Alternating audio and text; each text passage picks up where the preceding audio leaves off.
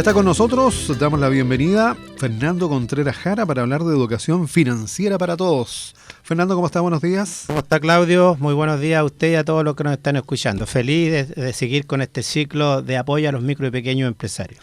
Yo justamente estaba haciendo la mención de Hacienda Juntas y me recordaba que usted tiene conocimiento de la región en pleno, porque en su calidad, en sus 2 periodos director de Cercotec, precisamente conoció lo que infelizmente por un tema geográfico se promociona poco, como es los atributos del Choapa. Bueno, efectivamente yo cuando fui director tuve principal, cuidado en visitar las provincias más extremas y específicamente la provincia del Choapa, porque ellos le cambié dentro de mis visitas un poco el concepto que ellos tienen. Yo siempre hablé de que la provincia de Choapa es el ingreso a la región y cuando uno logra escuchar algunos comentarios acá en La Serena es como dicen la puerta de salida de la región. Yo diría que es al revés. Entonces eso también es visibilizar la importancia que tienen la descentralización. Y esto nosotros siempre criticamos o nos quejamos de que todas las decisiones de provincia se hacen en Santiago y comprobamos algunas veces que todas las decisiones que son de aquí de la región de Coquimbo, muchas veces, ya volvemos otra vez al ejemplo, la provincia de Choapa, la Limaría o algunos poblados, algunos sectores se encuentran desplazados. Y ahí es interesante lo que dicen en virtud de cambiar el foco, porque nuestro público objetivo en lo que es turismo viene precisamente de la zona centro-sur. Claro, entonces siempre se hablaba y se quejaban todo lo del área turística que la gente o el visitante pasaba. Bueno, y por eso se hacen campañas y yo creo que han sido sistemáticos porque Cercotec es una gran organización y lo sigue haciendo, apoyar a todos los microempresarios en general y los programas en particular apuntan un poco a eso. Yo siendo director, como usted bien lo indicó, muchas veces coloqué algunos indicadores especiales de evaluación que le entregaron un puntaje adicional a aquellos micro y pequeños empresarios que estaban en localidades más aisladas de los centros geográficos. Bueno, vamos a nuestro tema de conversación. Estamos con educación financiera para todos y retomando lo que ha sido nuestra línea de conversación en los 2 lunes anteriores. ¿Qué son los estados financieros? Bueno, estos son informes muy importantes que muestran los diversos aspectos económicos y financieros de una empresa. Ya hemos abordado varios temas que tienen que ver con la finanza en general, entendiendo de que la finanza es algo esencial para determinar cuál es el estado de salud que llamo yo de una empresa. Bueno, y estos estados financieros son documentos esenciales que permiten o muestran la manera estructurada de la información económica y financiera que estaba citando. Entonces eso permite interpretar lo que está pasando en un determinado momento bajo el punto de vista financiero, que está asociado evidentemente también a la contabilidad de las micro y pequeñas empresas. Y eso conlleva a que si yo en un periodo determinado tengo una información oficial y estructurada de lo que es el comportamiento financiero, me permite tomar buenas decisiones, que es el foco de los temas que estamos tratando aquí en esta radio. Justamente le iba a consultar porque independiente que el sistema y la contabilidad me lo pide, que tengo que tener mi información actualizada, es sumamente importante estar claro con el estado financiero para toma de decisiones, como por ejemplo lo que habíamos conversado la semana anterior, un crédito, una inversión. Bueno, es lo primero que cualquier entidad o los apoyos del sistema económico en general o financiero en particular nos piden cuando nosotros accedemos, por ejemplo, a lo que es algo formal como la banca, que lo hemos hablado. Porque afortunadamente hoy día se cuenta con la información más instantánea. Antiguamente todos los micro y pequeños empresarios, en verdad que estos temas, Claudio, se lo pedían a los contadores una vez al año porque tenían que hacer evidentemente las declaraciones de renta. Bueno, pero hoy en día tú puedes hacer, y es lo que yo aconsejo, hacer por ejemplo estado de resultados, de balances situacionales. Incluso va a depender también de los apoyos tecnológicos que tengan las empresas. Hoy en día es muy fácil contar, por ejemplo, con un sistema de planificación de los recursos empresariales. Estos instrumentos implican que yo puedo ver lo que está pasando, incluso si yo quisiera, y si es robusto el sistema, minuto a minuto. Y eso no tan solo me permite saber cuáles son mis ingresos y cuáles son mis egresos, también permite saber, por ejemplo, cuáles son mis stocks que yo tengo, porque hay muchos parámetros, y ya lo vamos a comentar, dentro de lo que es un balance que uno permanentemente debe tener o prestar atención. Inventario en línea. inventario en línea, y eso nos permite, como usted bien lo indicaba, tener una estructura cierta de qué es lo que está pasando. Y lo más importante es que evitar ser reactivo. Cuando yo no tengo mi información a tiempo, en general me doy cuenta muy tarde de lo que debo prevenir o cuáles son las acciones correctivas que debería hacer, evidentemente para evitar un colapso económico de una unidad económica como puede ser una empresa. Bueno, como el desafío siempre es poner todo esto en fácil, usted trae un ejemplo para lo que sería precisamente un balance general. Claro, yo que me gustaría, Claudio, decirle a nuestros auditores que nos estamos preparando bien, porque si bien es cierto podemos tocar estos temas bajo el punto de vista conceptual, yo creo, con mi experiencia académica de muchos años, es mucho más fácil que le coloquemos pequeños ejemplos a los que nos están escuchando. Y eso entonces vamos a crear los canales de YouTube adecuados u otras plataformas para que nosotros acá digamos que lo que conversemos en teoría aquí después lo puedan repasar bajo el punto de vista, por ejemplo, de un canal de YouTube donde vamos a colocar algunos videitos cortos que les va a permitir entonces definir algunos ejemplos claros que para mí y para usted es muy difícil que coloquemos cifras acá, porque como no nos están viendo en detalle, cuesta digerir esa información. Entonces lo que vamos a hacer hoy día es precisamente hablar de la composición o de la estructura de lo que es un balance general. Algo acotábamos, estimado Claudio, que estos balances no siempre se deben hacer una vez al año, porque, digamos, por reglamentación, ya sea el Servicio de Impuestos Internos u otros actores, nos van a estar pidiendo cuál ha sido el resultado de un periodo determinado del ejercicio económico.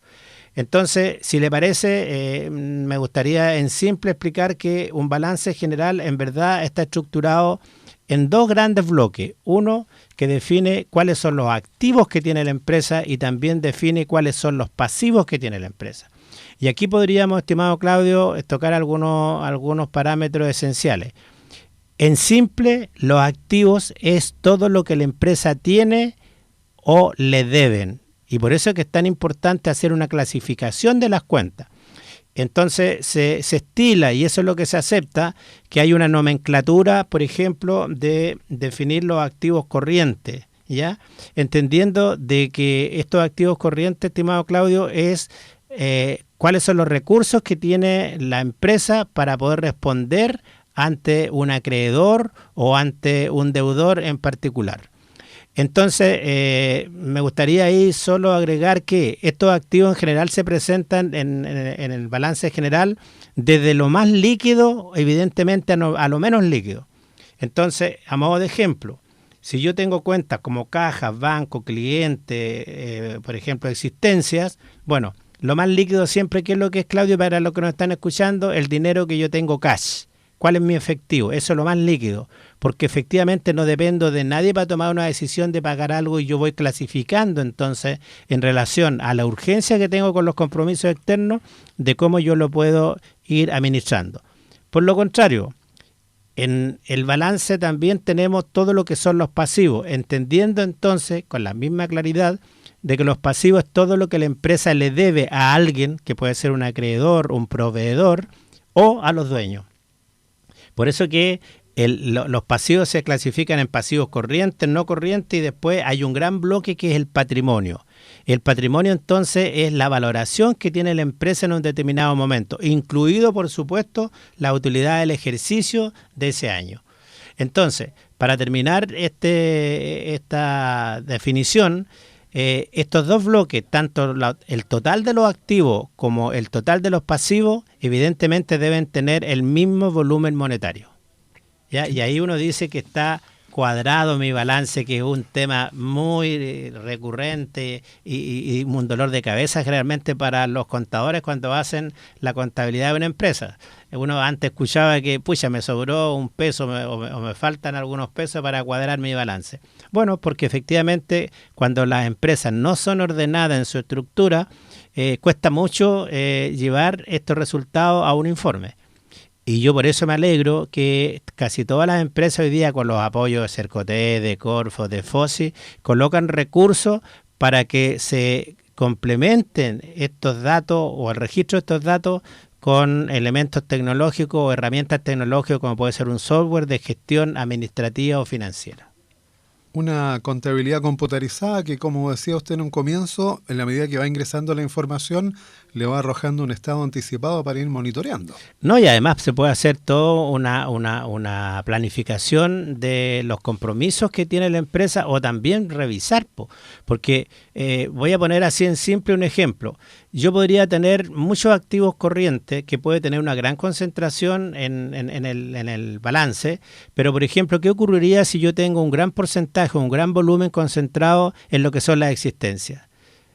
Digámoslo en simple, los inventarios de un producto. Entonces, claro, yo tengo ese recurso, pero no hay que olvidar nunca que liquidar ese producto toma mucho tiempo porque tiene que estar también indexado a cuáles son mis políticas de comercialización. Y una de las grandes fallas que tienen las empresas, pues mira, en mis 8 años en Cercotec y en todo, llevo como 20 años apoyando a los micro y pequeños empresarios, los micro y pequeños empresarios saben hacer sus productos, prestar su servicio. Pero una de las grandes falencias que tiene es comercializar.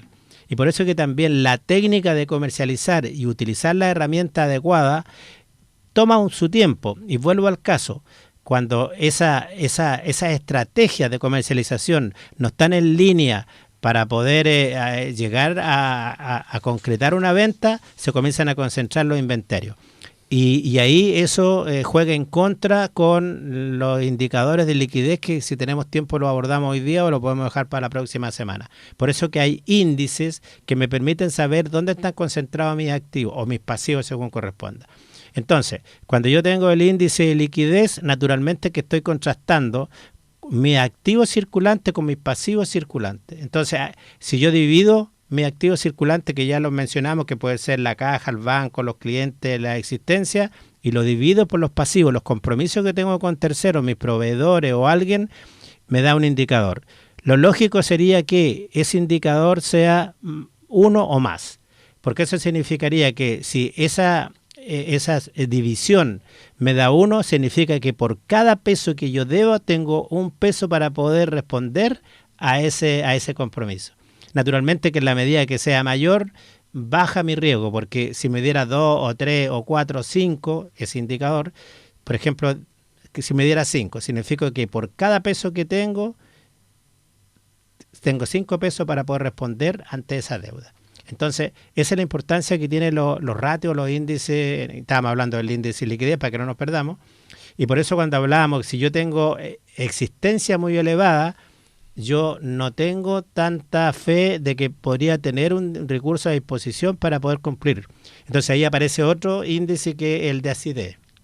Entonces tomo los activos corrientes y le saco o le resto lo que es la existencia y tenga por seguro que ahí las más de las veces baja mucho. Y si es menos de 1, ahora, ¿para qué decir de 0,5? Estoy en riesgo. Quiere decir que tengo apenas 0,5 pesos, por ejemplo, si fuera eso el de prueba ácida, o sea, no tendría mi cash para poder responder ante los compromisos inmediatos de corto plazo o de mediano plazo con mis acreedores o mis proveedores.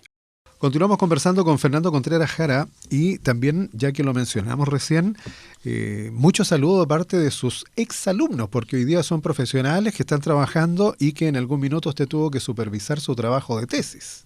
Así es, yo le agradezco a todos mis exalumnos porque han sido muchos años de academia y estos mismos temas que nosotros, estimado Claudio, queremos hacerlo en fácil. Bueno, en la academia obviamente son procesos bastante más estructurados, más largos, generalmente se trata en un semestre, pero da lugar a una cátedra completa. Nosotros aquí tratamos de explicar en simple, por ejemplo, los estados resultados, que es el tema de hoy día, pero cuesta bastante hacer entender a los alumnos y espero yo que con estos aportes que estamos haciendo con usted, Claudio, también los micro y pequeños empresarios entiendan la importancia que tiene digerir bien los conceptos. Porque más allá de que es una información necesaria a través de los informes, que no esperemos una vez al año para saber qué es lo que está pasando con nuestra empresa. Así que yo creo que eso es lo fundamental. Bueno, y ojalá los que nos estén escuchando también puedan reforzar este conocimiento, que hoy día afortunadamente tenemos al profesor Google, que le llamo yo, que está todo en el sistema, en la órbita, y si a alguien le toca un tema, uno nos puede complementar. Así como mis alumnos, como usted bien dice, me agradecen mucho cuando yo hacía evaluación de proyectos. Bueno, yo en algunas carreras esto se llama ingeniería económica porque es bastante más extenso. Bueno, y hoy día, como usted indica, son profesionales y que ocupan estas cosas porque no tan solo lo ocupan en su empresa, sino que también lo ocupan en su vida personal. Vamos a algo que ya lo había anticipado, pero volvemos al punto. Con un ejemplo, ¿a qué nos referimos con estado de resultados? Bueno, mira, decíamos hace un momento la importancia que tienen estos informes y quizás uno de los aspectos más importantes es ver cómo se van relacionando, ya lo decíamos, los activos con los pasivos y cómo van también organizándose de manera adecuada estos resultados a través de un informe especial que es el estado de resultados.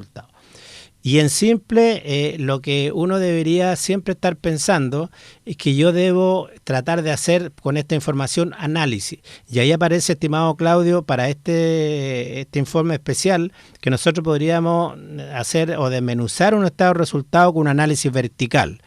Y cuando decimos esto, el punto de entrada para el estado de resultados siempre va a ser los ingresos que tiene una empresa por ventas. Entonces, eso yo diría que es el punto esencial. Ahora, a esos ingresos por venta nosotros, si hacemos un análisis vertical, podríamos decir que tenemos el 100%. Y luego comenzamos a quitarle o a restarle en estos informes cuáles son los costos o los gastos asociados cuando yo estoy produciendo un bien o un servicio. Entonces, ahí uno puede ir haciendo los análisis verticales por bloque, estimado Claudio, para que nos entiendan lo que nos están escuchando. Lo que normalmente interesa como de entrada, cuál es la utilidad o la pérdida bruta que tiene una organización. Entonces, a los ingresos por venta nosotros descontamos los costos de venta y todo lo que tenga relacionado con la comercialización y aparece un concepto que también se llama el margen de contribución. Es decir, cuando yo tengo activos, que lo hablábamos en el bloque anterior, por una empresa, ¿para qué son los activos? Para producir un bien o servicio que yo pueda comercializar, ¿cierto? Entonces, cuando estamos hablando de estado de resultados, para volver al tema, yo tengo los ingresos y tengo los costos de venta. Y eso, la diferencia, me da la utilidad bruta. Ahí es que me gustaría entregar algunos tips a modo de ejemplo. Inmediatamente, como igual estoy viendo cifras monetarias que en este momento no quiero tratarlas para no entorpecer la comunicación, pero si a mí, por ejemplo, en un ejercicio me diera que el diferencial entre mis ingresos por venta y mis costos de venta, que es la utilidad bruta, es alrededor del 50% más, yo tengo que tener mucho cuidado con lo que viene más abajo, ¿ya? Entonces, eso es lo primero que ve cualquier empresario o emprendedor o emprendedora. Y luego se le comienzan a descontar todos los gastos o los costos que tienen que ver a veces con costos fijos o costos variables también según corresponda y que son los que se determinan con un gran bloque que son los gastos generales. Y ahí pueden estar los gastos de distribución de las ventas, los gastos de administración, los gastos de integración, otros gastos. Y ahí ya ese resultado me da evidentemente la utilidad de la operación. Y eso ya me permite visualizar cómo está la salud de mi negocio que yo siempre llamo, ¿ya? Entonces, en algunos ejercicios son tan la concentración de gastos generales que, por ejemplo, pueden llegar a ser un 30, un 35, un 40%, por lo tanto, inmediatamente me disminuye la posibilidad de tener una utilidad neta que sea adecuada o conveniente para el micro y pequeño empresario. Entonces, para terminar este pequeño análisis conceptual, si tengo ya la utilidad operacional, después tengo que descontarle los costos financieros y las utilidades del ejercicio que si los tuvo, sí o sí tengo que responder ante el Servicio de Impuestos Internos. Bueno, y lo que le interesa para poder concluir este tema es saber cuál es la utilidad o la pérdida que tuvo la empresa en ese determinado momento. Ahora, lo que uno espera, estimado Claudio, es que en las proyecciones que hace un pequeño o microempresario tenga como en mente el control que debe ejercer sobre el movimiento de sus activos y sus pasivos para que tenga utilidad. Ese es el propósito, porque evidentemente va a depender el momento en que se encuentre la organización. Acoto, cuando uno empieza un negocio, lo que uno aspiraría es que estemos en empate. O sea, que no tengamos ni ganancia ni pérdida, sería como el mínimo de los escenarios favorables para un empresario. Y cuando los negocios se inician por general, uno dice estoy en empate. Se escucha mucho esa palabra vulgar, pero es decir que la ecuación de mis ingresos con mis egresos son los mismos. Pero al correr del tiempo lo que uno espera es que los ingresos sean mayores evidentemente que todas las salidas, sean costos asociados a la producción o sean gastos generales o administrativos. Y eso ojalá compararlo, cuál es la rentabilidad, que es otro concepto que yo esperaría, porque hay que tener cuidado con el beneficio que el estado de resultado que generó para la empresa en un determinado momento, pero también lo podría asociar al sacrificio que tuvo que hacer con los activos de empresa para poder redituar. Es decir, cuando un empresario invierte en activos para poder generar un producto o un servicio, lo que esperaría es que esa es la rentabilidad, que ese activo genere naturalmente un beneficio en el mediano o en largo plazo. Ahora, eso ya también hay que verlo con otro concepto que también está dentro de los estados de resultados, que son los flujos de caja efectivos, los flujos de caja proyectados.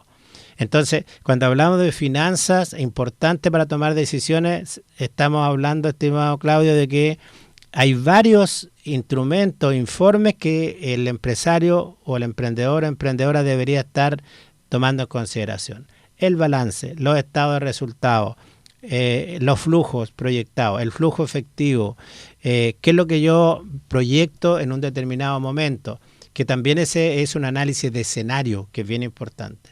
Y lo hemos hablado para terminar esta mañana, que siempre el empresario debe estarse adecuando a cuáles son los movimientos, los riesgos asociados o beneficios según corresponda que me puede entregar el medio en la cual te inserto ese negocio. Por ejemplo, escuchábamos en todos los diarios, usted lo lee todos los días, de que hay una tremenda disminución de todos los negocios aquí en la región de Coquimbo, de todos los negocios que tenían que ver con la agricultura. ¿Por qué? Porque hay un fenómeno de escasez hídrica que ha repercutido en todo lo que es la agroindustria.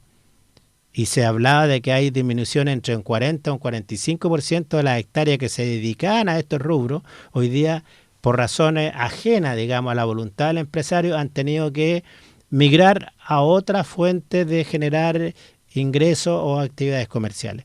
Entonces, para terminar, cuando hacemos estos informes, yo les recomiendo a los que nos están escuchando que tienen que tomar varios de los aspectos importantes para determinar finalmente si la salud económica y financiera de esa unidad económica es favorable o desfavorable. Nos pasamos en el tiempo. Para concluir, ¿cuándo van a estar los videos en YouTube próximamente? ¿Lo va a anunciar el próximo lunes? Yo creo que el próximo lunes lo anunciamos. Estamos trabajando en aquello ahí con mi equipo colaborador, pero yo creo que es importante lo que vamos a hacer para que vayan reforzando estos conceptos que hemos hablado hoy día, los que nos están escuchando. Muy bien, Fernando, hasta la próxima semana. Hasta la próxima, Claudio. Muchas gracias a los que nos han escuchado. Nos vamos a la pausa comercial y ya continuamos en esta mañana de Noticias.